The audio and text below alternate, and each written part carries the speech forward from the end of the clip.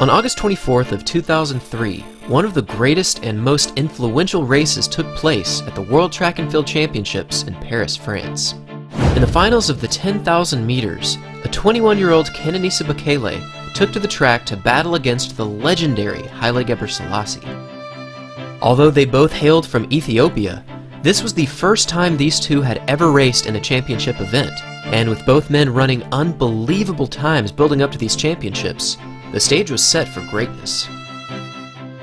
This was truly a special moment for running, not just because the race featured two of the greatest runners to ever compete, but because this performance set a record that to this day has never been touched. In fact, it's difficult to imagine that anyone will ever duplicate what these two distance running legends accomplished. Building up to these finals, Gebrselassie was almost unbeatable in the 10,000 meters. Plus, he was already a two-time Olympic champion in this event, winning golds in the 1996 Olympics and again in the year 2000. In tandem with his 10K accomplishments, he also had broken a total of 16 world records up to this point, a feat that clearly demonstrated his wide-reaching capabilities as an athlete. For many, he was without question the greatest distance runner on the planet. However, there was a new face that was quickly emerging in the track and field world, and many saw this new young talent as the one athlete who could potentially challenge Gebrselassie supremacy in distance running. Just 1 year earlier, Bekele, who was still only 19 years old at the time, became the first male runner to ever win both the long course and the short course in the same World Cross Country Championships. This achievement shattered all expectations for cross-country running, but what really threw Bekele into the realm of greatness was when he did it again in 2003, this time a mere 5 months before he went to battle against his fellow teammate in the 10,000. With such an elite profile growing at an incredibly fast rate, everyone was ready to see what would happen at the World Championships. And let me be the first to say, this race truly lived up to the hype.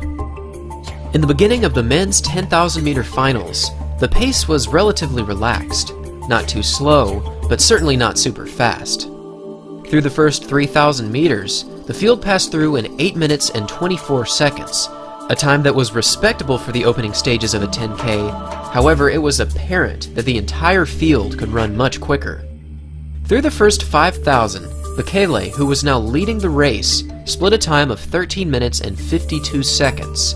But immediately after crossing the halfway point, everything changed. In a long but steady attempt to break the rest of the field, both Bekele and Gebrselassie rapidly increased the pace, and over the next 12.5 laps, they exchanged the lead multiple times while maintaining an incredibly quick speed.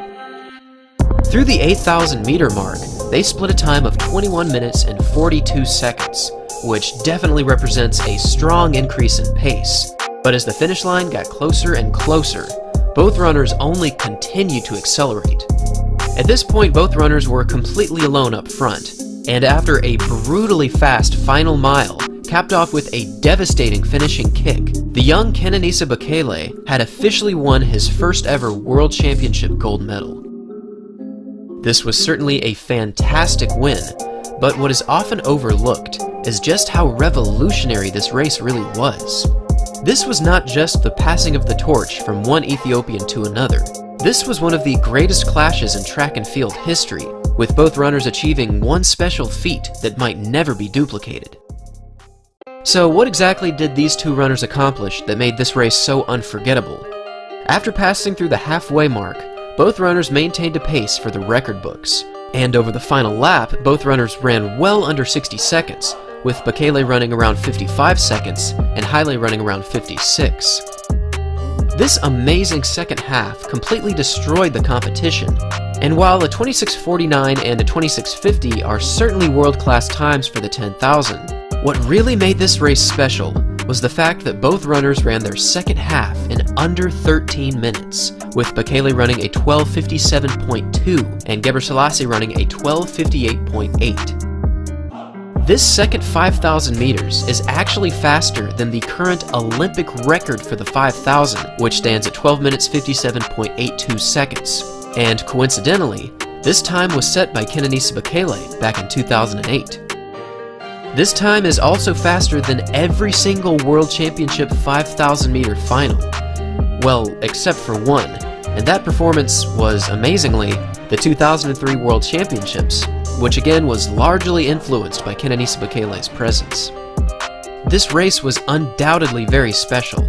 Two of the all-time greats had finally collided in a World Championship, and the result yielded one of the most unique records that still stands more than 15 years later. But what happened after these championships, and what exactly did this race represent moving forward? Essentially, the distance running world now belonged exclusively to Kenenisa Bekele, and for the next 6 years, his dominance was unparalleled. Boosted by his new self-confidence from his 2003 victory, he went on a rampage to take down Gebrselassie world records, and one by one, the world records continued to fall. In 2004, he took down 3 world records, which included the Indoor 5000, which he ran in 12 minutes 49.60 seconds, the Outdoor 5000, which he ran in 12 minutes 37.35 seconds, and the Outdoor 10,000 meters, which he ran in 26 minutes 20.31 seconds. Also that year, Bekele once again won the World Cross Country Championship double, except this time, his victories were accomplished by enormous margins. Later that same year, he arrived in the Olympic Games as the heavy favorite for the 10,000, and just like the previous year, he was once again set to battle against his fellow teammate, Haile Gebrselassie. With an unforgettable sprint finish over the final lap, Bekele won the gold medal with ease, finishing in a new Olympic record time of 27 minutes and 5 seconds. This final lap was more than just a display of dominance. It was something that the world had never seen. For his final lap, he ran a time of 53.02 seconds, and although he had just run one of the fastest final laps in 10,000 meter history, he still had the energy to raise his arms in glorious victory. In the same race, Gebrselassie finished a disappointing 5th, and for the first time in well over a decade, he was unable to make the podium. Soon after this 10,000 meter final, Haile announced that he would officially be making his transition from the track to the roads. At this point, he had already seen solid success in previous road races, and with Bekele now dominating the 5K and the 10K landscape, this transition was a no-brainer. For the next 7 years, Gebrselassie displayed some of the greatest road racing moments in history. In 2007, he broke the world record for the marathon, running a time of 2 hours 4 minutes and 26 seconds. And then just 1 year later, he broke his own world record again, and this time, he became the very first runner to ever break the 2 hour and 4 minute barrier.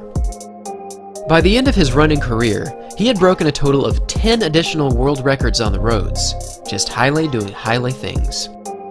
While he was making a new name for himself on the roads, Bekele continued to be the absolute best on the track. From 2005 to 2009, he won a total of 7 world titles, very often winning with his patented sprint finish over the final 400. In both 2008 and 2009, he won both the 5,000 and 10,000 meters at both the Olympic Games and the World Championships. Also back in 2005, he once again lowered his own 10,000 meter record, which still stands today at 26 minutes 17.53 seconds. Bekele's success on the track very much echoed the previous achievements of Gebrselassie, and as the years progressed, Bekele once again followed in Gebrselassie footsteps as he made a full transition to marathon racing. In 2016, he won the Berlin Marathon with an amazing time of 2 hours 3 minutes and 3 seconds, which was only 6 seconds shy of the world record at the time. However, up to this point, Bekele's greatest marathon moment came in 2019 when he ran an unbelievable time of 2 hours 1 minute and 41 seconds. This time was only 2 seconds behind the great Eliud Kipchoge's world record, and it once again reassured the world that Bekele was unquestionably one of the greatest distance runners of all time.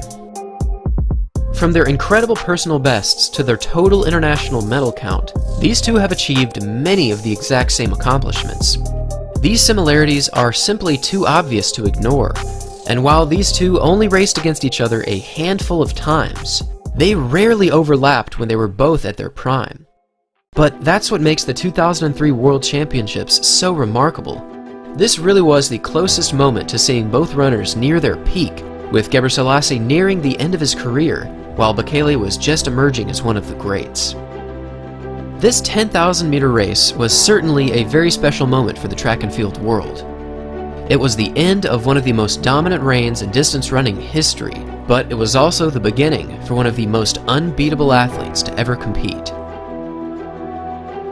It's always difficult to say which athlete is better than the other, so with that in mind, I'll leave you with one final question.